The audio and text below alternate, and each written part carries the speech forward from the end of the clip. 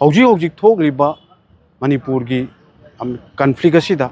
India की ओइबा मियेंग असि करिनो हाइबा question अमा थोकलै मरमदि करिनो हारकांदा हौजी थोकलिबा कन्फ्लिक्ट असिदा इंडिया की टॉप ऑफिशियल सिक्योरिटी फोर्सेस सिना तोंगान तोंगानबा मखोई की ओइबा वाखलोन फोंदोरकपा मतमदा डिफरेंस ओपिनियंस मयाम पिरकपना मिशम मियामदा अखोई चममनबा लांगतकनबा वाफम अमखक फावली मरमदि करिनो हारकांदा ngarang ngarang mak इंडिया की चीफ ऑफ आर्मी स्टाफना पीगी वाफमदा मणिपुर की कुकी टेरोरिस्ट चंगखिब लेते ड्रोन बॉम्बिंग तौब लेते चंगईब मियाम कन्फ्लिक्ट लेब मफम अमखक्तगी अखोई कन्फ्लिक्ट लेते मफम अमखक्ता चंगपनी मखोईगिदमक्ता चाबम थकपम लॉजिस्टिक पीबा आइसी कोई ह्यूमैनिटरी ग्राउंड मदु तौहम थोक वाफमनी हाइदना थंबा सी मतम खरगी ममांगदा मणिपुर की टॉप ऑफिशियल सिक्योरिटी फोर्सेस की माइकईदगी आईजी इंटेलिजेंस चाउना तोंगान तोंगान सिक्योरिटी एडवाइजर सी मणिपुर की डीजी लरगा लेरिबा मणिपुर सिक्योरिटी फोर्सेस सेंट्रल अमसुंग स्टेट की ओइबा लेरिबा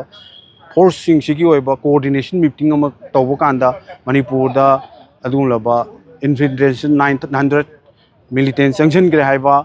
रॉकेट बॉम्बिंग तौरपगी वाफम थमकपा सोफिस्टिकेट वेपन सिजनरपगी कोई मिलिटेंट सिजनरे हाइबा ड्रोन अटैक तौरे हाइबा मदुगी कुदम चांगजंगी कोंकलकांदा फोरेंसिक्स थारी अमसुंग मदु एनआईए दा सिननब तौरी हाइबा वाफम मयाम लेग्रे हाइरिबा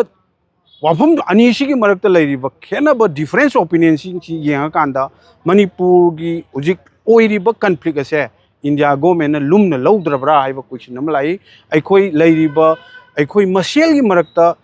कांगलुक मसेल की मरक्ता अमग मरक्ता यंगथीनरगा अखोई मसेल अंगम सेट सेटना साना हलगा इंडिया की अदुमलबा लेंगाखसिना येंगगा लेरबरा हाइबगी क्वेश्चन अमा अखोई द चाउना थोलै मरम दिगनो कांदा लेरैबा डिफरेंस ओपिनियन ताकपदी मखोई की ओइबा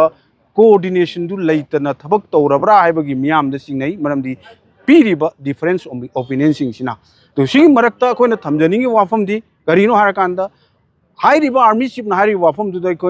यूनाइटेड कमिटी मणिपुर की माइकई थमजनी वाफम करीनो अखोई कन्फ्लिक्ट लेब म्यांमार की मणिपुर चंगब मियोई पोचिंग